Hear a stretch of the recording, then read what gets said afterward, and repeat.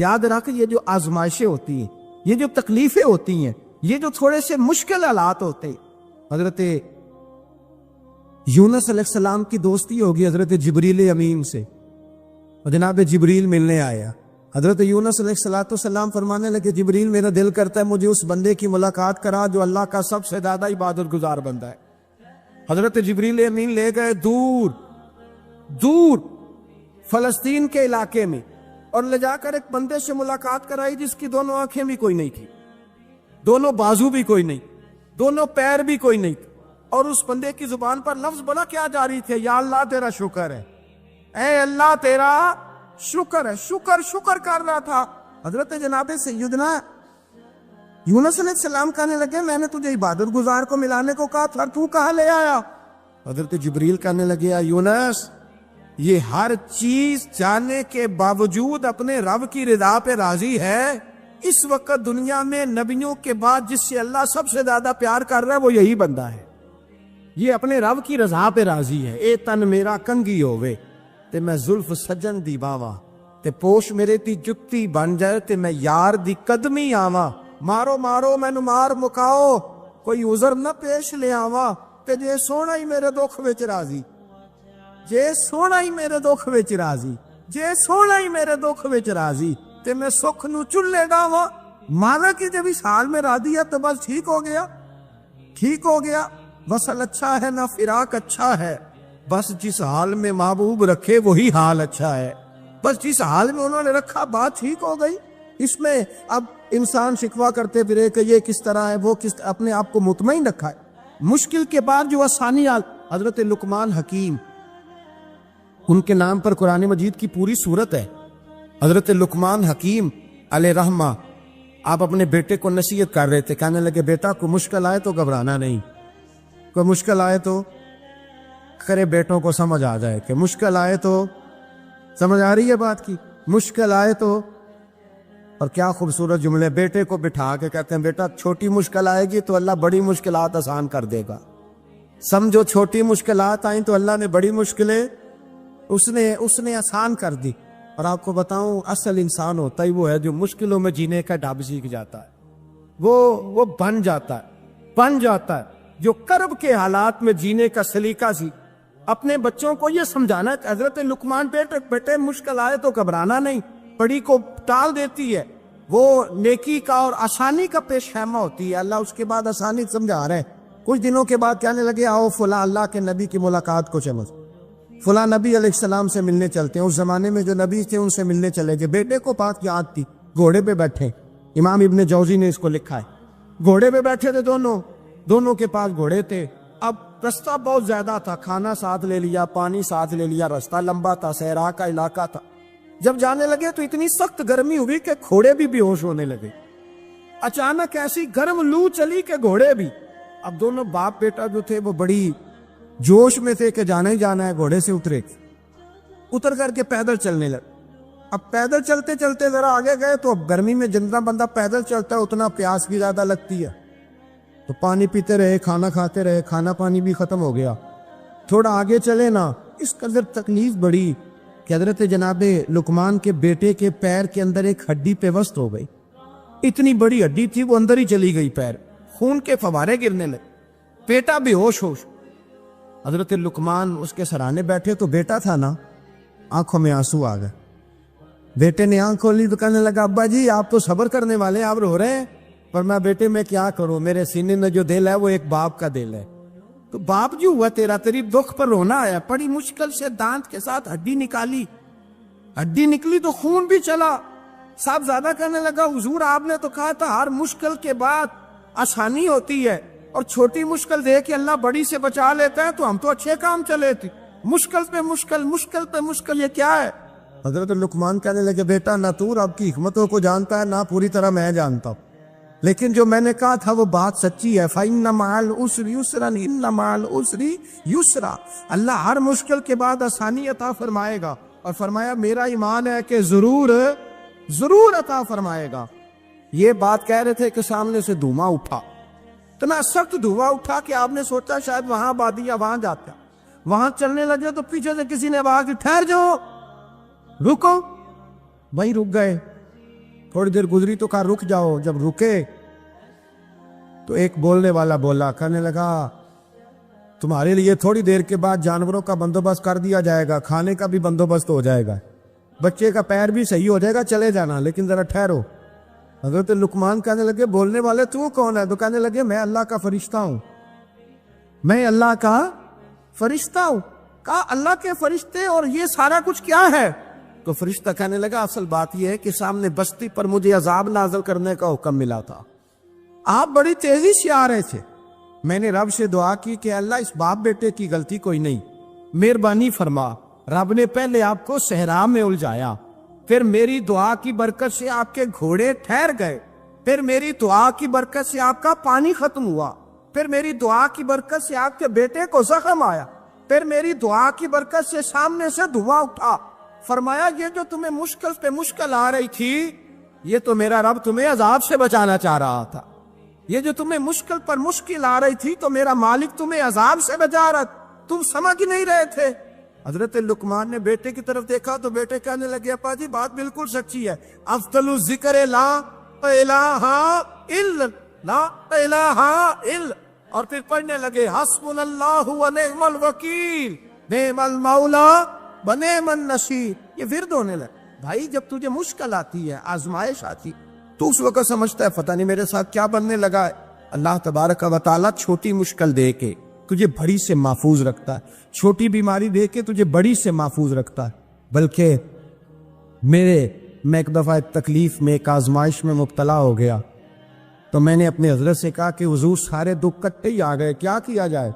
तो आप फरमाने लगे बड़े खुश नसीब हो, जवानी में अल्लाह ने दुख दे दिए, बुढ़ापे में आए तो बर्दाश्त नहीं होते, ये तो बड़े वक्त पे आ गए, शुक्र अदा करना चाहिए, उस जमाने में बर्दाश्त नहीं होते, अब आसानी है, इनको बर्दाश्त करो, हिम्मत करो। मेरे भाई याद रखें, आजमाइशें, तकलीफें आपको पड़ा करने के लिए आते हैं।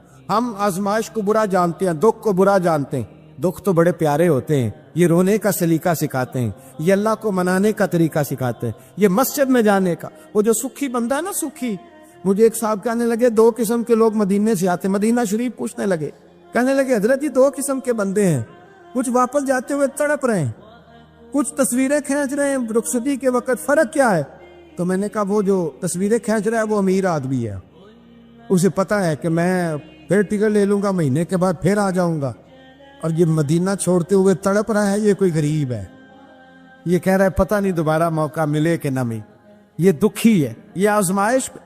दुखी सुखी बंदा तो मक्के जाके नहीं रोता, वहां भी खड़ा है, टट के खड़ा है, दुखी कोई नहीं तो रोए कैसे? रोए कैसे? दुखी दी गल दुखी ही जाने, दुखी दी गल।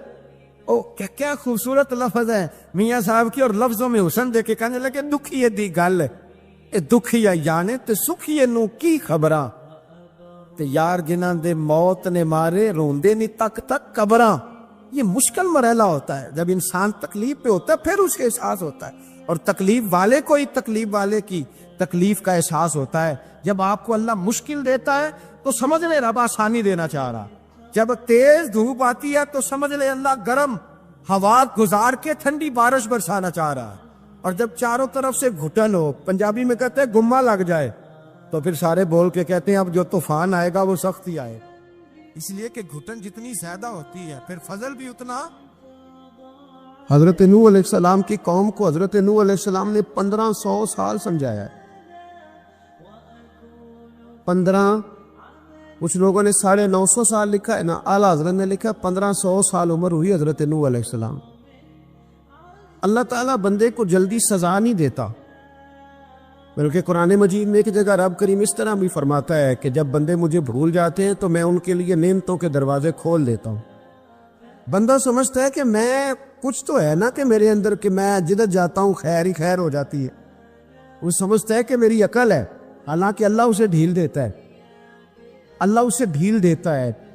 गुनाहों की सजा के 3 तरीके, एक है मुतनब्बे करना, तंबी करता है अल्लाह, बंदा मुतनब्बे हो जाता है, ये अल्लाह का बहुत बड़ा एहसान होता है। एक होता है मोहलत देना, और एक तीसरा होता है अल्लाह खुफिया तदबीर करता है। थोड़ा सा समझिएगा, इंसान पर कोई आजमाइश आई, फौरन اس کی چھٹی اس نے کہا کہ وہ فلاں جگہ غلطی کی تھی تب ایسا ہوا ہے. ہوتا ہے نا کئی دفعہ آواز آتی ہے نا اندر سے، چلیں بول دے کچھ نہیں ہوتا آپ کو. اللہ جانتا ہے یہاں کوئی کچھ نہیں کہے گا آپ کو، اور ہماری تو ویڈیو بھی نہیں گھومتی، یعنی خبر بھی نہیں ہو کہ کس نے ہاں کر دی کس نے نہ کر دی. آپ بغیر ٹینشن کے بات چیت کریں، آج کچھ نہیں ہوتا ہے انشاءاللہ تعالی. آتی ہے اندر سے آواز. میں آپ سے اس لیے ان چیزوں کی تصدیق کراتا ہوں کہ باقیوں کو بھی آتی ہے کہ نہیں، اس لیے تصدیق. کبھی کوئی کسی جگہ انسان پریشان ہوتا ہے تو محسوس کرتا ہے کہ وہاں مجھ سے ہوتا ہے نا جی، جس کو یہ نصیب ہو جائے بڑا خوش نصیب آدمی ہے. حضرت مولا علی فرماتے ہیں اگر تجھے دنیا میں سزا مل گئی تو بچ گیا ہے، سمجھ پھر اللہ کرم کرے گا، آخرت میں سزا نہیں دے گا. اور یہ یاد رکھ لے، وما اصابکم من مصیبت فبما کسبت ایدیکم ویعفو عن کثیر. اللہ فرماتے ہیں دنیا میں تجھے جو بھی تکلیف پہنچتی ہے وہ تیرے ہاتھوں کے کرتوتوں کی وجہ سے پہنچتی.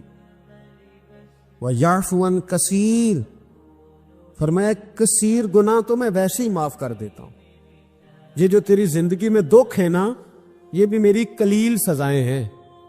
یہ کثیر پر سزا، یہ قلیل ہے قلیل. یہ جو تمہاری زندگی میں تکلیفیں انسان کو سزا ملتی. حضرت فضیل بن عیاض رحمۃ اللہ تعالی علیہ گھوڑے پہ بیٹھے تھے، گھوڑا شرارت کرنے لگ گیا، اچھلنے لگ گیا، کودنے لگ گیا. تو حضرت فضیل بن عیاض نیچے اترے، ایک کونے میں جا کے نماز کی نیت باندھ لی، 2 رکعت نماز پڑھی، پھر دیر تک استغفار پڑھتے رہے، روتے رہے، دعا کرتے رہے. واپس آئے، خادم عرض کرنے لگے حضور سمجھ نہیں آئی، گھوڑے نے تھوڑی سی شرارت کی، وہ بدکا ہے، آپ نے اس کو چھوڑا ہے اور چھوڑ کر کے آپ نماز میں لگ گئے. تو حضرت فضیل بن عیاض فرمانے لگے جب بندہ اللہ کی نافرمانی کرتا ہے نا تو جو چیزیں اس کی فرما بردار ہوتی ہیں وہ اس کی نافرمانی کرنے لگ جاتی. تو مجھے محسوس ہوا تھا کہ میں نے کہیں اللہ کی نافرمانی کی ہے، اس لیے ایسا ہوا ہے کہ میرے گھوڑے نے میری، تو میں توبہ کرنے لگا ہوں. اور اب دیکھتا ہوں بیٹھ کے بھلا کیا ہوتا ہے. میں نے سچی توبہ، حالانکہ مجھے یاد نہیں کہ میں کہاں بولا، پر کھری اور سچی توبہ کی. دوبارہ گھوڑے پہ بیٹھے تو گھوڑا بالکل صحیح ہو کے ساتھ چلنے لگ گیا.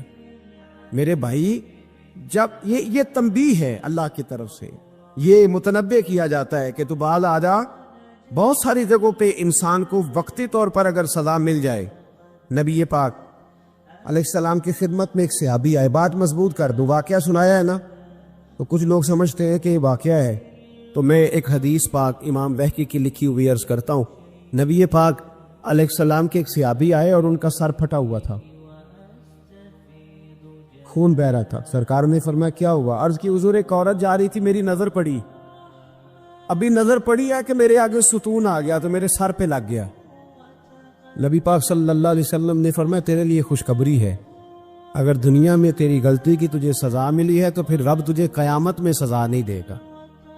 پھر اللہ قیامت میں سزا، بعض گناہ ایسے ہیں جن کی یہاں بھی سزا ملے گی اور وہاں بھی ملے، لیکن میرے بھائی پہلی بات یہ ہے کہ اللہ تعالیٰ اس غلطی کی یہی سزا دے لے، اور دعا فرمائے اللہ تبارک و تعالیٰ یہاں بھی معافی عطا فرمائے، وہاں بھی معافی عطا فرمائے، اللہ درگزر ہی فرمائے.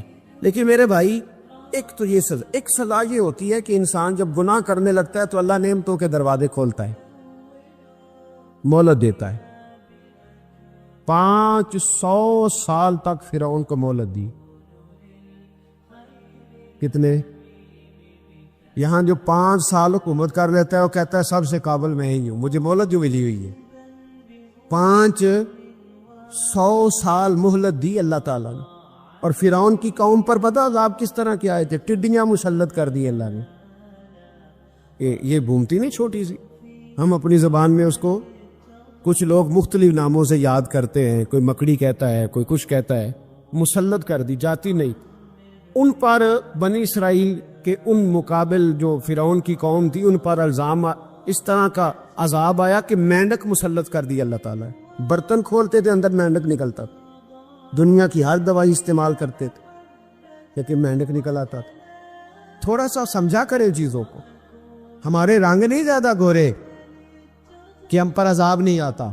کوئی بہت زیادہ اللہ تعالیٰ معاف فرمائے دولت نہیں جمع کرا بیٹھے شاہی خزانے میں کہ ہم سے پوچھا نہیں جائے. یہ مہلت ہے، مہلت کو مہلت سمجھو. پھر جب پکڑ آتی ہے نا اللہ کریم کی، میں نے دیکھا ہے کروڑوں روپیہ، 6 اولادیں، ایک شخص کے بچے باہر سے آ رہے تھے، وہ بندہ بیمار تھا.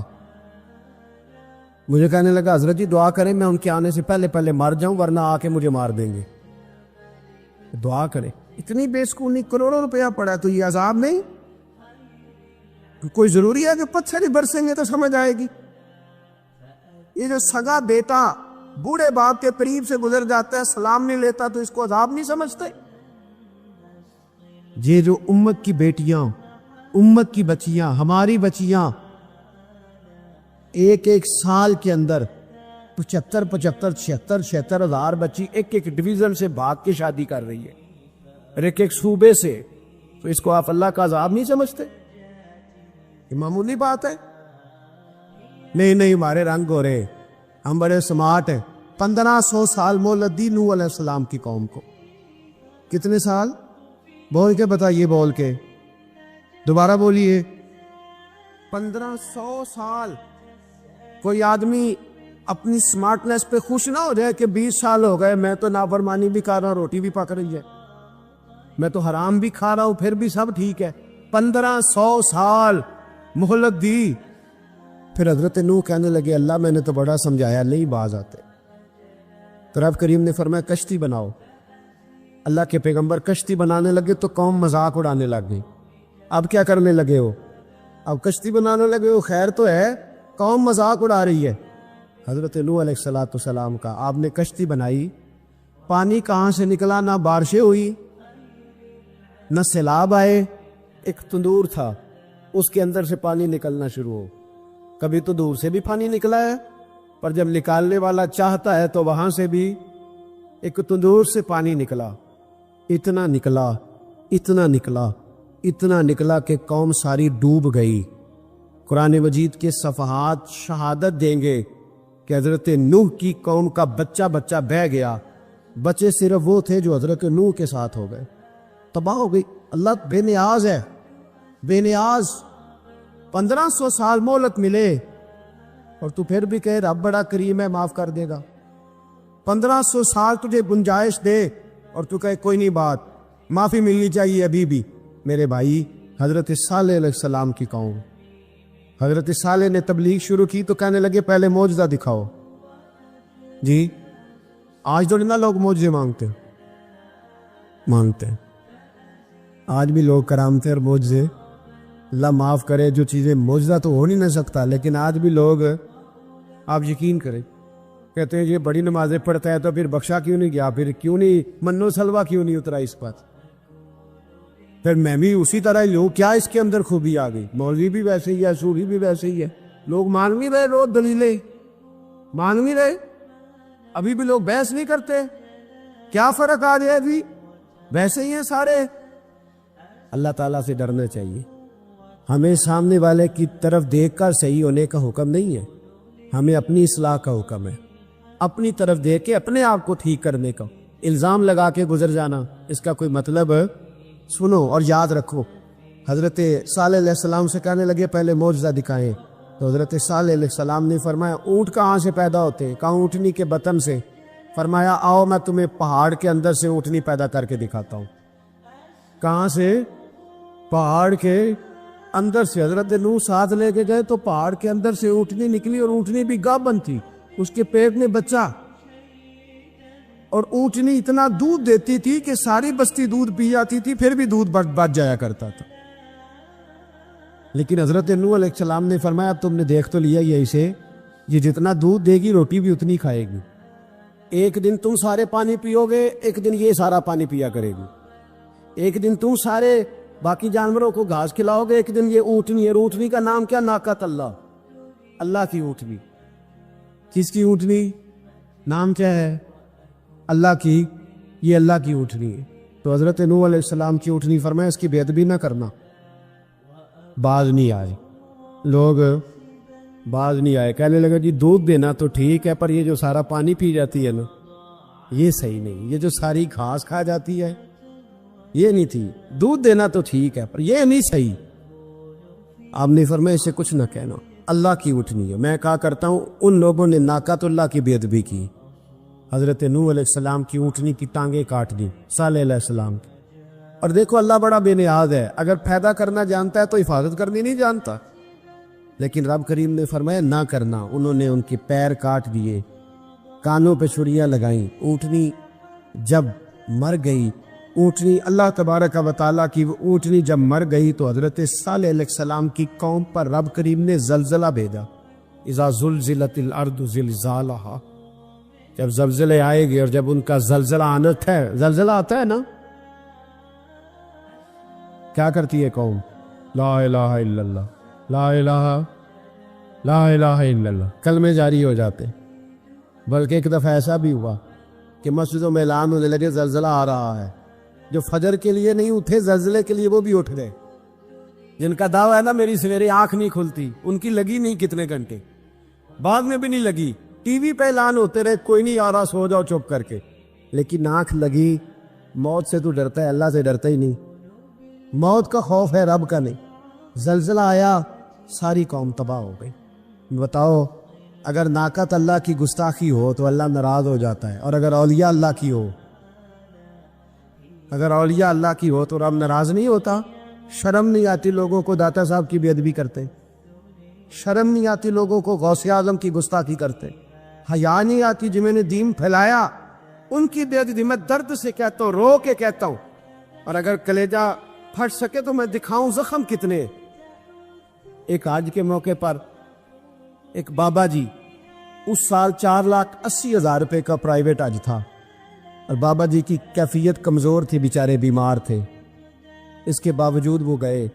بوڑھے آدمی، جا کے بیٹھیے، بزرگ، اور کتنی مشکل ہے وہاں منا، مزدلفہ، عرفات، طواف زیارت، کتنا مشکل کام ہے طواف زیارت کرنا، طواف وداع کرنا، کس کٹھن سے حج کیا، بڑھاپے میں پیسے بھی لگائے۔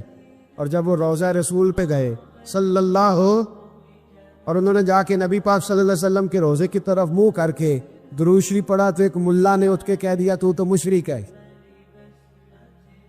تو میری روح کانپی، میں نے کہا تجھے شرم نہیں آئی، حیا نہیں آئی؟ اس کی عمر دیکھ، کس بڑھاپے میں کہاں سے چلا کہاں آیا۔ یہ مشرک ہوتا تو کسی مندر میں جاتا، یہ مشرک ہوتا تو کسی گرجے میں جاتا، یہ مشرک نہیں، یہ مومن ہے۔ اور یہ وہ والا مومن ہے جس کے سینے میں دل جب دھڑکتا ہے تو خالی دھڑکتا نہیں، ساتھ وہ محمد عربی پہ درود و سلام بھی پڑھتا ہے۔ شرم نہیں آتی لوگوں کو؟ اتنی بڑی گستاخی کرتے، جو روضہ رسول پہ آیا مشرک ہے۔ میں نے تو ایک مولوی کو صاف صاف کہا تھا، میں نے کہا اگر میں مشرک ہوں تو نکالو، مشرک کا داخلہ تو یہاں ویسے ہی منع ہے۔ شرم نہیں آتی؟ اپنی زبان کے پاس کرو کچھ۔ اتنا ظلم، اتنی بڑی فرقہ واریت امت میں، اتنا امت کو تقسیم کرتے ہو، تمہیں شرم نہیں آتی؟ جہاں سے اتحاد کا پیغام دینا چاہیے وہاں سے تم لوگوں کو فرقے کا پیغام دیتے، ایک مقصود فرقے کی تبلیغ کرتے ہو۔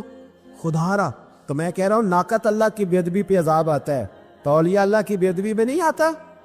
داتا صاحب ساری زندگی تبلیغ کرتے رہے، ایک آدمی نے اٹھ کے کہہ دیا جناب وہ تو شرک کا اڈا ہے، تو رب کریم ناراض نہیں ہوتا ان باتوں سے؟ ہمیں خیال کرنا چاہیے، اللہ سے ڈرنا چاہیے، ان چیزوں سے عذاب آتا اور آ رہا ہے، اللہ تعالی ہمیں محفوظ فرمائے۔ اللہ ہمیں اس سے قوم لوط پہ بھی عذاب آیا۔ ہم جنس پرستی،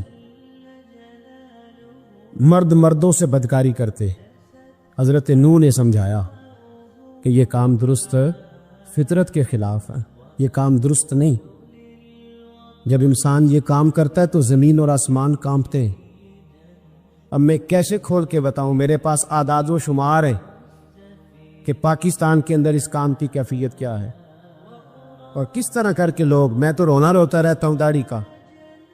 لوگ کئی دفعہ کہتے ہیں حضرت صاحب پہلے بھی آئے تھے تو داڑھی کی بات، پھر بھی آئے تو داڑھی کی بات، تو میں رونا روتا ہوں۔ اس لیے روتا ہوں کہ جو کلین شیو نوجوان ہوتا ہے وہ امرد کے حکم میں ہے، اس پر وہی حکم لگتا ہے جو عورت پہ لگتا ہے، اس کے ساتھ مرد کا اٹھنا بیٹھنا اسی طرح نہ جائے گا جس طرح عورت کے ساتھ۔ حضرت جنید بغدادی رحمت اللہ تعالیٰ علیہ کے سامنے ایک شخص نے کہا وہ کتنا خوبصورت نوجوان جا رہا ہے، تو آپ فرمانے لگے تو حافظ قرآن نہیں؟ کہا ہاں۔ فرمانے لگے جا اپنے حفظ کی خیر منا۔ وہ شخص کہتا ہے میں نے اس بغیر داڑھی والے کلین شیو نوجوان کو بری نظر سے دیکھا، مجھے قرآن پاک ہی بھول گیا، سارا قرآن پاک بھول۔ اور کتنے سال میں دعائیں کرتا رہا، بیت اللہ کے طواف کرتا رہا، میں یاد بھی کرتا تو نہیں ہوتا. کیسے اب تو ہمارا نعت کہاں بیوٹی پارلر سے ہو کے آتا ہے. ہم کسی اور کو کیا پیغام دیں؟ وہ پیغام، وہ نظام، وہ طریقہ کار جس کا حکم تھا شریعت میں. قوم لوط پر عذاب آیا. صحیح بیٹھتے ہوں گے بچے جو موٹر سائیکلوں پہ بیٹھتے ہیں. میں نے گجرانوالہ کی سڑکوں پہ بچوں کو، نوجوانوں کو جو تماشے کرتے سر عام دیکھا ہے تو مجھے ڈر لگتا ہے. اور کوئی روکنے والا نہیں، شغل ہو رہا ہے، ہنس رہا ہے، اور سامنے عورتیں بھی ہے، سب ہو رہا ہے. کتنی تکلیف کی بات. حضرت نوح کی قوم یہ کام کرتی تھی، قرآن پاک نے بیان کیا ہے. حضرت نوح نے سمجھایا، فرمایا رب کریم نے تمہیں اپنی خواہش پوری کرنے کے لیے جائز طریقہ عطا فرمایا، عورتوں سے نکاح کرو، اور اس نکاح کی برکت سے جو اللہ تمہیں اولاد دے گا اس کو اللہ تبارک و تعالیٰ تمہارے لیے باعث بخشش بھی فرمائے گا. لیکن جب قوم نہ مانی تو جو قوم لوط کا عمل کرے اس کا علاج قرآن نے بیان فرمایا کہ آسمان سے پتھر برسیں گے. پھر پتھر برسے اور جن کے بڑے بڑے اچھے دماغ تھے ان کے دماغ چکنا چور کر دیے گئے، تباہ کر دیے گئے، ان کے دماغ زمین پر بچھاڑ دیا گیا. اللہ مہلت دیتا ہے، لیکن اس کا مطلب یہ نہیں کہ انسان توبہ نہ کرے. حضرت شعیب علیہ السلام کی قوم پر بھی عذاب آیا، اس لیے کہ بددیانتی کرتی تھی، ناب تول میں کمی کرتی تھی. میں نے کہا تھا شب قدر کی رات کہ یہ کوئی تماشا ہے کہ شب رات آئی تو ساری رات روتے رہے، یا اللہ معاف کر دے، یا اللہ معاف کر دے، رو رو کے چیخے مار مار روئے. شب قدر آئی تو پھر چیخے ماری، ساری رات روئے. تو جس بندے کا پروگرام ہی نہیں سویرے بدلنے کا، دکان پہ بیٹھ کے پھر وہی ناب تول میں کمی، پھر وہ اللہ تعالیٰ معاف کرے. میں ایک مضمون پڑھ رہا تھا تو وہ فوڈ کے اسپیشل لوگ تمہیں لکھا تھا مہربانی کرو ملاوٹ ہی اچھی چیز کی کر لو. مرچ میں کیری تو نہ ملاؤ اینٹوں کی، وہ تو بیمار کرتی ہے، وہ تو خون کی آنتوں کو روک دیتی ہے. وہ کہنے لگا، اور وہ کہتا ہے میں تمہیں بتاتا ہوں کون کون سی چیز ملائی جا سکتی ہے، وہ ملا لو. خدا را اس قوم پہ رحم کرو، مہربانی. ایک دوست ہے ہمارے، میں وزیر آباد میں ان کے گھر بیٹھا تھا تو ایک میڈیکل، میرا کسی شخص پہ اعتراض کرنے کا میں مجموعی بات کرتا ہوں. میں ایسے ڈاکٹروں کو جانتا ہوں جو اللہ تعالیٰ فضل کرے سچ مچ کے نیک ہیں، اچھے لوگ. تو بچے کا میڈیکل سٹور ہے، تو والد بیمار ہو گیا تو کہتا ہے ابا جی ڈاکٹر صاحب نے کہا آپ کو ڈریپ لگنی ہے. تو سگے باپ کو ڈریپ لگانے لگا تو باپ کیا کہتا ہے پتر تیری مہربانی مینوں کوئی اصلی لائی، اور نہ لائیں جڑی لوکاں نوں لانا ہے. اب وہ پیار سے سنا رہا ہے بات. میں نے اسے کہا کہ یہ تو ڈوب مرنے کا مقام ہے نا، ڈوب مرنے کا مقام. تو جس ملک کے اندر دوائی بھی صحیح نہ بکے، اصلی نہ ملے دوائی بھی، اور پھر وہ قوم کہے کہ ہم نے تو پورے روزے رکھے، ہم نے تو بڑا صدقہ اور خیرات کیا، دوائی بھی اصل نہ ملے. جناب شعیب علیہ السلام کی قوم ناب تول میں کمی کرتی تھی تو اللہ تبارک و تعالیٰ نے ان پر بتا عذاب کس طرح کا بھیجا. شدید گرمی ہوئی. اللہ ہمیں محفوظ فرمائے. سارے آمین کہہ دیا. دیکھیں کتنا اچھا موسم کر دیا رب کریم. اللہ ہمیں محفوظ فرمائے، اللہ رحمت فرمائے. شدید گرمی کی لہر آئی، باہر اتنی گرمی ہوئی کہ لوگ اپنے گھروں میں گھس گئے. جس طرح سورج کی شعاعیں گھروں کے اندر داخل ہو جاتے اس طرح گرمی کی لہر اندر داخل ہوئی. اور جس طرح کسی کو آگ لگ جائے تو وہ آدمی اچھلتا کودتا ہے نا، اس طرح یہ لوگ اچھلنے لگے اور اچھل کود کے مر گئے. جرم کیا تھا؟ ناب تول میں کمی کرتے. حضرت داؤد کی قوم بھی تباہ ہوئی. جرم کیا تھا؟ ہفتے والے دن مچھلیاں نہیں پکڑنی تو یہ پکڑتے تھے. حکم ہے نا مسلمان کو نماز کے ٹائم کوئی اور کام نہیں کرنا، نماز پڑھنی ہو. میرا خیال ہے مسلمان تو فٹافٹ آ جاتے ہیں، سارے ہی پہنچ جاتے ہیں نا مسجدوں میں. ہلکا ہلکا بول رہے ہیں آؤ، کیوں نہیں پہنچتے؟ اگر حضرت سیدنا، اور پتہ انہیں صلاح کیا ملی؟ اللہ نے فرمایا اس ٹائم عبادت کرنا ہے، کام نہیں کرنا، وقت نہیں ہے کام کا. انہوں نے مچھلیاں پکڑی، 12,000 لوگ تھے. پتہ ہے مالک نے صلاح کیا دی؟ بندر بنا دیا اللہ کریم. قرآن مجید کا پہلا سپارہ پڑھے فَجَعَلْنَاهَا نَكَالًا لِمَا بَيْنَ يَدَيْهَا وَمَا خَلْفَهَا. اللہ فرماتے پچھلوں کے لیے بھی عبرت بنا دیا، بعد والوں کے لیے بھی عبرت، نشان عبرت بنا دی. بندر بن گئے، اور جو ان کے دوست جو بچ گئے تھے ان کے پیر چومتے تھے، روتے تھے.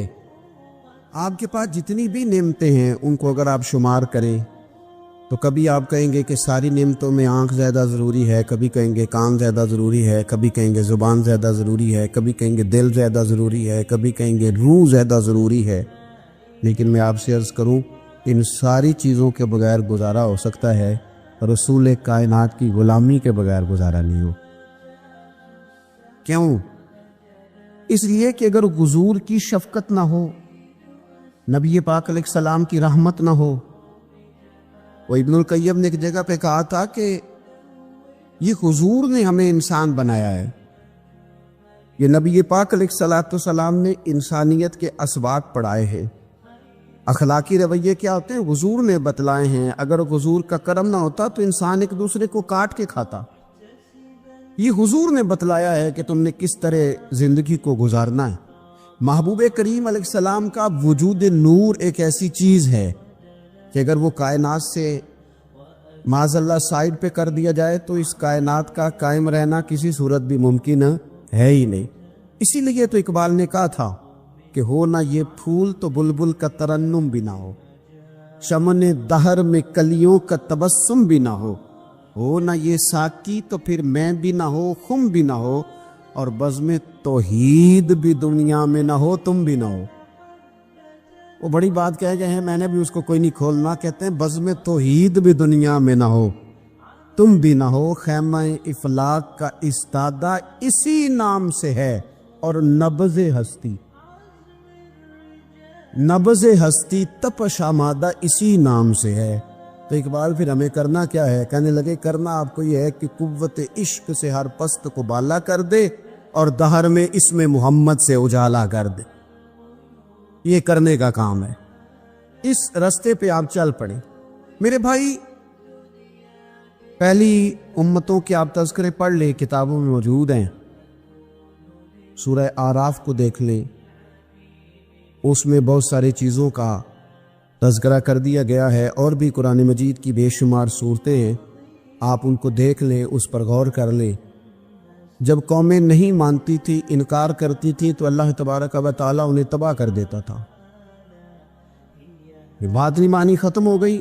ایک مقصد ہے نا جس کے لیے کسی چیز کو بنایا گیا ہے، تو مقصد تخلیق انسانیت کیا ہے کہ وما خلقت الجن والانس الا لیعبدون، جنوں اور انسانوں کو اللہ نے اپنی عبادت کے لیے پیدا کیا، اور ان کو جب عبادت کی دعوت دی گئی، جب انہیں پیغام دیا گیا اللہ تعالیٰ کی توحید کا، انہوں نے نہیں مانا، تو جس مقصد کے لیے بنایا تھا جب اس طرف ہی نہیں آئے۔ یہ پنکھا لگایا جاتا نا ہوا کے لیے، تو اگر پنکھا ہوا نہ دے تو اس کا کوئی چھت پہ کام ہے، اس کو اتار کے تو آپ سکریپ والے کے پاس بھیج دیں گے، بھی ختم ہو گئی بات۔ تو مقصد جو تھا نا اللہ کی عبادت تھی، تو جب قومیں اللہ کی عبادت کی طرف نہیں آئیں تو اللہ نے انہیں تباہ کر دیا اور صفحہ ہستی سے مٹا دیا۔ اللہ تعالیٰ کے پیارے محبوب علیہ السلام نے کفار مکہ کو، قریش کو، عالم عرب کو، عالم انسانیت کو دعوت دی، وداعیا الی اللہ باذنہ وسراجا منیرا۔ اس منصب پر فائز ہو کر حضور نے دعوت دی۔ جب انہوں نے دعوت کا انکار کیا، حضور نے انہیں عذاب سے ڈرایا، اللہ کے عذاب سے، چونکہ حضور نذیر ہے۔ انہوں نے یہ کہا کہ اگر آپ کہتے ہیں نا کہ ہم پر عذاب آئے گا تو پھر آپ وہ عذاب لے آئیں، ہم پہ آئے۔ جب کوئی آدمی منہ سے تباہی مانگے، جب کوئی شخص اپنے منہ سے یہ کہے کہ کر لیں جو ہوتا ہے معاذ اللہ، تو اگر تو سامنے والا کمزور ہو تو شاید وہ کچھ نہ کر سکے، لیکن یاد رکھنا کئی دفعہ کمزور ہوتا ہے تو کچھ نہیں کرتا، تو کئی دفعہ مہربان بڑا ہوتا ہے، رحمان اور رحیم کئی دفعہ کرم نوازی کرتا ہے۔ جب انہوں نے کہا نا کہ لائیں وہ عذاب ہے محبوب جس کا آپ وعدہ کرتے ہیں، تو اللہ نے کیا فرمایا؟ فرمایا وما کان اللہ لیعذبہم وانت فیہم۔ محبوب رب کی یہ شان ہی نہیں کہ انہیں عذاب دے، کیوں؟ اس لیے کہ آپ ان کے درمیان موجود ہیں۔ اے محبوب علیہ السلام، اللہ کی یہ شان نہیں کہ انہیں عذاب دے اس حال میں کہ آپ ان کے درمیان موجود ہیں۔ آپ میری بات کو سمجھیں گے، غور کریں گے کہ کافروں کے درمیان اگر حضور موجود ہوں تو عذاب نہیں آتا، تو قیامت میں جب حضور مومنوں کے بیچ موجود ہوں گے، میں جو کہہ لینے دو نا کہ اساں جہاں گناہیاں دا جدوں اعمال نامہ فرول ہوئے، پھر ذرے ذرے نے سامنے آ جانا ہے، جو جو منہ تھی بولیا بول ہوئے، اساں بھی کول حضور دے بیٹھ رہنا ہے، لکھ عمل ترکڑی تول ہوے او دے کولوں بھی رب نے حساب لینا ہے جیڑا بیٹھا ہی محمد دے کول صلی اللہ تعالی علیہ وسلم، او دے کولوں بھی رب نے حساب لینا ہے جیڑا بیٹھا ہی محمد دے کول ہوے، جس کو کہتے ہیں قیامت حشر، جس کا نام ہے، جس کو کہتے ہیں قیامت حشر، جس کا نام ہے۔ تیرے دیوانوں کے لیے وہ دن تو جشن عام ہے، زیارت ہوگی نا حضور کی، تیرے دیوانوں کے لیے وہ دن تو جشن ہے۔ اور ایک شاعر نے اور بات کھول دی، کہنے لگا ہر نظر کانپ اٹھے گی محشر کے دن، خوف سے ہر کلیجہ دہل جائے گا۔ اچھا جی پھر کیا ہوگا؟ ہر نظر کانپ اٹھے گی محشر کے دن، آنکھیں پھڑ پھڑائیں گی، کانپیں گی اور کلیجے پھٹیں گے۔ منظر ہی ایسا ہوگا، انسان اپنے پسینے میں ڈبکیاں کھا رہا ہے، حساب کا وقت آ گیا ہے اور سورج سوا نیزے پہ ہے، زمین دھڑک رہی ہے، تو کہنے لگے ہر نظر کانپ اٹھے گی محشر کے دن، خوف سے ہر کلیجہ دہل جائے گا۔ پھر اوڑھ کر کالی کملی وہ آ جائیں گے، پھر اوڑھ کر کالی کملی وہ آ جائیں گے، پھر اوڑھ کر کالی کملی وہ آ جائیں گے، ہر نظر کانپ اٹھے گی محشر کے دن، خوف سے ہر کلیجہ دہل جائے گا، پھر اوڑھ کر کالی کملی وہ آ جائیں گے، سارے محشر کا نقشہ بدل جائے۔ میرے عزیز، حضور کے بغیر گزارا، نبی کریم کے بغیر کوئی چارہ، ہمارا کوئی سہارا ہی نہیں حضور کے بغیر، ہم کدھر جائیں سوائے محبوب کے۔ اس لیے نا صحابہ اس بات پر مطلع ہو گئے تھے، وہ نا بڑی بڑی دھیمی دھیمی باتیں پوچھتے رہتے تھے، اطلاع مل گئی تھی نا کہ اصل کرنا کیا ہے۔ تو جو رازدار لوگ ہوتے ہیں نا وہ پھر دھیمے دھیمے راز کی باتیں کرتے ہیں۔ حضرت انس بن مالک حضور کے خادم تھے، اماں نے دے دیا تھا حضور کی بارگاہ میں، کہتے ہیں میں 10 سال مدینے میں حضور کی نوکری کرتا رہا، تو قریب سے دیکھا تھا نا سارا کچھ، بہت ساری احادیث ان سے مروی ہیں، بڑی چیزوں کو دیکھا تھا، تو اب سیانے ہو گئے، باتیں سمجھ گئے، قریب رہنے والے لوگ تو قربان پچھانن والے ہیں، تو گل جان گئے، گل کھول دے نہیں، تو قریب پہنچ گئے تھے نا، تو سمجھ آ گئی تھی بات کی۔ تو ترمذی میں موجود ہے، ایک دن حضور سے پوچھتے یا رسول اللہ قیامت والے دن آپ کو کہاں تلاش کروں؟ یعنی حضور علیہ السلام سے پوچھتے ہیں حضور میں نا قیامت والے دن، بھئی بات تو یہ نا کہ اعمال ٹھیک کیے جائیں، معاملات پر توجہ دی جائے، عبادات کا خیال کیا جائے، جو ہمارے ذمہ ڈیوٹیاں ہیں وہ پوری کی جائیں۔ تو وہ کہتے ہیں حضور وہ قیامت والے دن کہاں تلاش کروں؟ تو حضور نے بھی نہیں فرمایا کہ تو اعمال ٹھیک کر، مجھے ڈھونڈنے کی کیا ضرورت ہے، کہاں ڈھونڈوں؟ تو حضور فرمانے لگے مسکرا کے فرمانے لگے، چونکہ قربان پچھانن والے ہیں، تو اے گل جان گئے، گل کھول دے نہیں۔ حضور علیہ السلام سے کہا یا رسول اللہ میں نہ قیامت والے دن کہاں تلاش کروں؟ تو حضور فرمانے لگے حوض کوثر پہ۔ یا رسول اللہ وہاں کیا ہوگا؟ تو فرمایا امت پیاسی آئے گی تو میں جام بھر بھر کے پلاؤں گا، میں جام بھر بھر کے پلاؤں گا۔ ایسا کی تیری خیر تیرے میں کدے کی خیر، ایسی پلا کہ جس کا نشہ عمر بھر رہے۔ اور ایک نے کہا تھا کہ طیبہ سے منگائی جاتی ہے، سینوں میں رچائی جاتی ہے، توحید کی میں پیالوں سے نہیں نظروں سے پلائی جاتی۔ حضور صلی اللہ علیہ وسلم نے فرمایا حوض کوثر پہ بھی جام پلائیں گے؟ سیانے بڑے تھے حضرت انس، اور بلا ہمارا کر رہے تھے، یہ حضور سے پوچھ پوچھ کے نا تو ہمیں ڈریس بتا رہے ہیں، کیونکہ حدیث روایت کر دی نا تو ہمیں ڈریس سمجھا دیے، پتے بتا دیے کہاں پہنچنا ہے، ساری جگہ سمجھا دی۔ چلیں جدید دور آ گیا ہے، انہوں نے لوکیشن بتا دی کہ کہاں کر کے نا کس جگہ جا کے سٹاپ کرنے کام۔ یا رسول اللہ وہاں ملاقات نہ ہوئی تو حضور نے فرمایا پھر پل صراط پہ آنا۔ یا رسول اللہ وہاں کیا ہوگا؟ فرمایا امت گزر رہی ہوگی اور میں دعائیں مانگ رہا ہوں گا، رب سلم امتی رب سلم امتی، یا اللہ میری امت کو سلامتی سے گزار دے، تو وہاں آ جانا، میں دعائیں وہاں مل جاؤں گا۔ قربان ٹائم فاضل بریلوی بول پڑے کہنے لگے خدا کی رضا چاہتے ہیں دو عالم، خدا چاہتا ہے رضائے محمد، اجابت کا جوڑا عنایت کا سہرا دلہن بن کے نکلی دعائے محمد، اجابت نے جھک کر گلے سے لگایا بڑی ناز سے جب دعائے محمد، رضا اب پل سے وجد کرتے گزریے کہ ہے رب سلم دعائے محمد صلی اللہ علیہ۔ تو عرض کی یا رسول اللہ وہاں ملاقات نہ ہوئی تو؟ میں نے کہا وہ ہمیں لوکیشن سمجھا رہے تھے، انہیں تو پتا تھا پہلے ہی، ایک قربان پچھانن والے ہیں تو ایک گل جان گئے گل کھول دے نہیں، تو وہاں نہ ملاقات ہوئی تو حضور نے فرمایا پھر میزان عمل پہ آنا۔ یا رسول اللہ وہاں کیا ہوگا؟ فرمائے امت کے عمل تول رہے ہوں گے اور میں ان کے لیے دعائیں کر رہا ہوں گا۔ میں نہیں جا سکا کبھی بچوں کے ساتھ پیپر دلوانے، استاد کو اجازت نہیں دیتے، کہتے ایگزامینر اور آئے گا کوئی، جس نے پڑھایا ہو اسے اجازت نہیں کہ تو جا۔ ابا جی کو اجازت نہیں ہوتی کہ وہ ایگزامینیشن ہال میں جائے، وہاں تو کوئی اور لوگ آتے ہیں۔ یہ بھی عجیب سبق ہے نا کائنات کا کہ سارے تعلیم و تربیت کے اسباق بھی حضور پڑھائیں، رنگ بھی سارا حضور ہی بتائیں، اور قبر کے سوالات بھی سارے ہمیں حضور بتا دے، اور جب پیپر ہونے لگے تو سرانے میں کھڑے ہو جائیں۔ تو پھر کیا لینا ایک دفعہ پھر کہ وہ دیکھو لو کہ رب نے حساب لینا، جیڑا بیٹھا ہی محمد دیکھو لو وہ دیکھو لو کہ رب نے حساب لینا۔ میرے عزیز ہمارا گزارا نہیں حضور کے بغیر۔ لوگ اصل میں نا ہمارا مسئلہ نہیں سمجھتے، ہمارا مسئلہ کچھ اور ہے۔ لوگ ہمیں نہ بلا وجہ پریشان کرتے، کبھی جھنڈے سے، کبھی ڈنڈے سے، کبھی جھنڈی سے، کبھی کسی شے سے، کبھی کسی شے سے، کبھی کہتے ہیں وہ نعت اونچی پڑھ لی، کبھی کہتے ہیں سلام اونچا پڑھ لیا، کبھی کہتے ہیں وہ جھنڈیاں لگا دی۔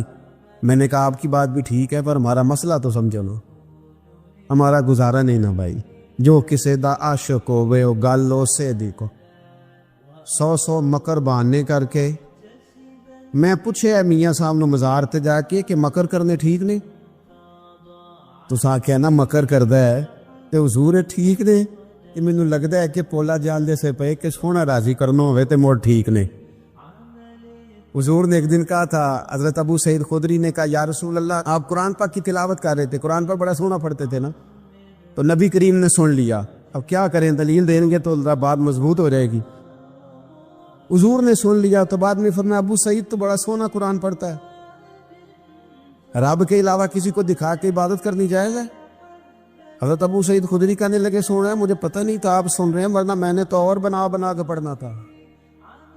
اب تو مان جاؤ نا، جو کسے دا عاشق ہوئے گل لو سے دی کرد ہے، 100 مکر بہانے کر کے، 100 مکر بہانے کر کے او دے مرنے مرد ہے۔ میرے عزیز ہماری مجبوری ہے، لوگ اس بات کو سمجھتے نہیں، ہماری مجبوری ہے، حضور کا میلاد ضروری ہے، لوگ سمجھتے نہیں بات کو، اس لیے بلا وجہ رٹا ڈال کے بیٹھتے ہیں۔ بھئی ہم نے تو کوئی رٹا ڈالنا نہیں، نہ سیاست کا، نہ دولت کا، نہ اقتدار کا، نہ کسی اور چیز کا۔ سیاست دے جھگڑے آسان چھوڑ دیتے، اتنے محبت دا جھگڑا ہے، یہ چھڑا کوئی نہیں سکتا۔ تو میرے عزیز ہمارا حضور کے بغیر گزارا، اور نبی پاک علیہ السلام کے بارے میں رب فرماتا والا سوف یعطیک ربک فترضی، محبوب میں آپ کو اتنا دوں گا کہ آپ اپنے رب سے راضی ہو جائیں گے۔ کیا کروں میں؟ اب یہ آیت اتنی شاندار ہے۔ حضرت امام زین العابدین رضی اللہ تعالیٰ عنہ سے کسی بندے نے کہا قرآن پاک میں سب سے زیادہ امید والی آیت کون سی ہے؟ اس کا خیال تھا لا تقنطوا من رحمت اللہ، کہیں گے اللہ کی رحمت سے نا امید نہ ہونا۔ اس نے کہا حضور سب سے امید والی آیت بتائیں۔ وہ کہتا میرے ذہن میں تھا کہ یہ والی آیت پڑھیں گے، تو امام زین العابدین رضی اللہ تعالیٰ عنہ فرمانے لگے سب سے امید والی آیت ہے والا سوف یعطیک ربک فترضی، رب کہتا ہے محبوب اتنا دوں گا کہ آپ اپنے رب سے راضی ہو جائیں گے۔ آیت نازل ہو گئی تو حضور پتہ کیا فرماتے ہیں صحابہ سے؟ فرماتے ہیں رب کہتا ہے حبیب تجھے راضی کرنا ہے، اور جب تک میرے سارے غلام جنت میں گئے نہ میں نے اللہ سے راضی ہونا ہی نہیں، میں نہیں راضی ہوتا اللہ سے، سارے جائیں گے تو تب تو میں تو کہتا ہی رہوں گا نا قربان پچھانن والے آتا۔ او گل جان گئے پر گل کھول دے، او گل کھول دے نہیں، پتہ چل گیا بات کا۔ حضور کے بغیر گزارا، حضور کے بغیر کوئی چارہ ہی نہیں۔ اور خود حضور کیا فرماتے، یہ سنن ابن ماجہ ہے، میرے رسول پاک صلی اللہ تعالی علیہ وسلم ارشاد فرماتے، حدیث کے راوی حضرت ابو موسیٰ اشعری رضی اللہ تعالیٰ عنہ، حضور فرماتے کہ اللہ نے مجھے اختیار دیا۔ یا رسول اللہ کس بات کا؟ فرمایا رب نے اختیار دیا، میں چاہوں تو آدھی امت بغیر حساب کے جنت چلی جائے، اور میں چاہوں تو اللہ سے اختیار لے لوں کہ یا اللہ مجھے شفاعت کا حق دے، میں سفارش کرتا جاؤں اور تو انہیں معافی دیتا جائے۔ یہ مجھے اختیار دیا اللہ تعالیٰ نے۔ تو حضور کیا فرماتے ہیں؟ فرماتے ہیں وہ آدھی امت والا سودا نہیں میں نے قبول کیا، میں نے نہ شفاعت لی ہے، کیونکہ یہ عام تر ہے اور یہ کفایت کرنے والی ہے، یہ عام بھی ہے اور کفایت کرنے والی بھی ہے۔ اور حضور نے یہ لفظ کہے، یہ سنن ابن ماجہ کتاب الزہد دیکھیے گا، اس میں روایت مل جائے گی۔ حضور فرماتے ہیں یاد رکھو تمہارا کیا خیال ہے کہ میری یہ شفاعت پرہیزگاروں کے لیے؟ خود جملہ استفہامیہ سے بات کرتے ہیں، تمہارا کیا خیال ہے کہ میری یہ شفاعت جو قیامت میں سفارش کروں گا تو پرہیزگاروں کی کروں گا؟ حضور فرماتے ہیں نہیں، میں قیامت میں گناہ گاروں کی سفارش کروں گا، میں گناہ گاروں کی سفارش کروں گا، گناہ گاروں کے لیے عرض کروں گا اللہ کی بارگاہ میں۔ کچھ دن پہلے میں کہیں پڑھ رہا تھا کسی کا مضمون، اس نے تشبیہ کس طرح کی دی ہے مجھے پتہ نہیں، لیکن لکھ دی بات، کہنے لگے ایک وکیل ہوتا ہے، ایک شفیع ہوتا ہے، ایک وکیل ہوتا ہے، ایک حضور وکیل نہیں ہمارے، حضور ہمارے شفیع ہیں، شفاعت کرنے والے ہیں۔ وکیل یہ کہتا ہے جج صاحب سے کہ یہ جس کا میں وکیل ہوں نا، اس نے نا غلطی کوئی نہیں کی، اسے معاف کر دے۔ وکیل یوں بحث کرتا ہے، کہتا ہے اس نے کیا ہی نہیں، جرم معاف کرے۔ اور جو شفیع ہوتا ہے نا، وہ کہتا ہے مالک اس نے سارے کیے، تو میرے آنے کی لاج رکھ اور اسے معاف کر دے۔ یہ وکیل اور شفیع کا یہ فرق ہوتا ہے کہ شفیع کہتا ہے سوڑیا سارے کیے ہیں، بڑے بڑے پاپ کیے ہیں، پر میں جو آ گیا ہوں تو مہربانی کرنا معافی دے دے۔ میرے عزیز حضور کے بغیر کہیں بھی گزارا نہیں ہے۔ ہم نے نا جب یہ بات سمجھ لی، اور پتہ ہے نبی کریم صلی اللہ علیہ وسلم نے آگے بڑھ کے خود بھی کئی مقامات پر اس بات کو کھول کر مختلف انداز میں بیان کیا۔ حضرت عبداللہ ابن عباس رضی اللہ تعالیٰ عنہ کی روایت آپ دیکھ لیں، یہ آپ کو مستدرک میں ملے گی۔ حضور صلی اللہ علیہ وسلم فرماتے ہیں قیامت کے دن اللہ تعالیٰ انبیاء کے لیے نور کے ممبر بچھائے گا، ہر نبی ممبر پہ بیٹھ جائے گا، ہر پیغمبر علیہ السلام اپنے ممبر پہ جلوہ فروز ہو جائیں گے، ہر پیغمبر۔ لیکن حضور فرماتے ہیں میرا ممبر خالی ہوگا۔ یا رسول اللہ صلی اللہ تعالی علیہ وسلم آپ کا ممبر کیوں خالی ہوگا؟ حضور فرماتے ہیں میں ممبر چھوڑ کے رب کی بارگاہ میں کھڑا ہو جاؤں گا، اور اس ڈر سے کھڑا ہو جاؤں گا کہیں ایسا نہ ہو کہ میں جنت میں چلا جاؤں اور میری امت رہ جائے۔ میں اپنی امت کی سفارش کروں گا، رب میری امت کی سفارش قبول کرے گا۔ فرماتے ہیں میں اتنی سفارش کروں گا، اتنی سفارش کروں گا کہ جہنم کا دروغہ مجھ سے کہے گا کہ محبوب کمال ہو گئی، آپ نے تو اپنا کوئی غلام دوزخ میں رہنے نہیں دیا، سارے آپ نے نکال دیے۔ کسی شاعر نے بڑی خوب بات کی تھی، اس نے کہا تھا کہ یاد رکھو قیامت کا جو دن ہے نا، یہ قیامت کا دن دراصل ہمارا وقت ہوگا خاص، جب ہم نبی پاک صلی اللہ علیہ وسلم کی بارگاہ میں جائیں گے تو ہمیں سمجھ آ جائے گی کہ دنیا میں ہم نے کئی دوستیاں لگائی تھی پر جھوٹی لگا بیٹھے۔ ایک دوستی سچی ہے جو مدینے والے کی ہے، وہ کہتے ہیں محمد بوٹیا جھوٹا ہی جاگ سارا، یہ سچیاں مدینے والے دیاں یاریاں، سچیاں مدینے والے دیاں۔ تو نبی پاک صلی اللہ علیہ وسلم کے بغیر نہ دنیا میں گزارا ہے، نہ قبر میں گزارا ہے، نہ آخرت میں گزارا ہے۔ اب ایک سبق ہے، وہ سبق بھی آپ نے ضرور یاد کرنا ہے۔ جس شخصیت کے بغیر ہمارا گزارا نہیں، نہ قبر میں، نہ حشر میں، نہ پل صراط پہ، نہ میزان عمل میں، نہ حوض کوثر پہ، تو ہمارا ان کے بغیر دنیا داری میں گزارا کیسے ہو جاتا ہے؟ ہمارا تجارت بھی حضور سے سیکھے، گھرداری بھی حضور سے سیکھے، شادی بیاہ کے طریقے بھی حضور سے سیکھیں۔ جب گزارا نہیں حضور کے بغیر تو پھر زندگی کے سارے سلیقے حضور سے سیکھیں۔ پھر ادھر ادھر جانے کی ضرورت ہے، حضور کی سیرت کو پڑھیں، سوانے کو پڑھیں، حیات مبارکہ کا مطالعہ کریں۔ یہ جو ہم میلاد کا جلوس لے کے نکلتے ہیں نا، جب ہم نے نا بہت ساری چیزوں کو سطحی سا سمجھ لیتے ہیں معاذ اللہ بعض اوقات، یہ جب ہم میدان میں نکلتے ہیں نا، میلاد کے جلوس میں حضور کے نام کا نعرہ لگاتے ہیں، تو ہم نہ للکارتے ہیں اس نظام کو جو نظام حضور سے پہلے تھا۔ امیر غریب کی تقسیم تھی، ذات برادری کی تقسیم تھی، چھوٹے بڑے کی تقسیم تھی، گورے کالے کی تقسیم تھی۔ ہم جب میدان میں نکل کے نعرہ لگاتے ہیں تو ہم اس نظام کو للکارتے ہیں۔ ہم کہتے ہیں وہ نظام نہیں چلے گا، وہ حضور کا میلاد ہو گیا ہے۔ اب نظام وہ ہے کہ جس پلیٹ میں ابو بکر صدیق کھانا کھائیں گے اسی میں بلال حبشی بھی کھائیں گے۔ اب نظام وہ ہے کہ اگر غریب آدمی جرم کرے گا تو سزا ملے گی، تو اگر گورنر کا بیٹا جرم کرے گا تو سزا اسے بھی ملے گی۔ اب حضور کا نظام آ گیا، ہم اس نظام کی طرف بڑھتے ہیں، اپنے آپ کو حضور کے قدموں کی طرف مائل کریں۔ میلاد صرف 1 سے 12 ربیع الاول تک نہیں، میلاد سارا سال ہے، ذکر میلاد سارا سال ہے، میلاد کی محفل سارا، اور میلاد صرف مسجد میں نہیں، گھر میں بھی ذکر میلاد، دکان میں بھی ذکر میلاد۔ ذکر میلاد سے مراد حضور کی تعریفیں، نبی پاک کی شانیں، حضور کی باتیں، آ میرے دل آمنہ کے لال کی باتیں کہ چہرہ والشمس کے اجلال کی باتیں کریں، اپنی طبیعتیں حضور کے ساتھ لگائیں، اپنے آپ کو حضور کے قدموں سے وابستہ کریں اور عشق کریں نبی پاک سے۔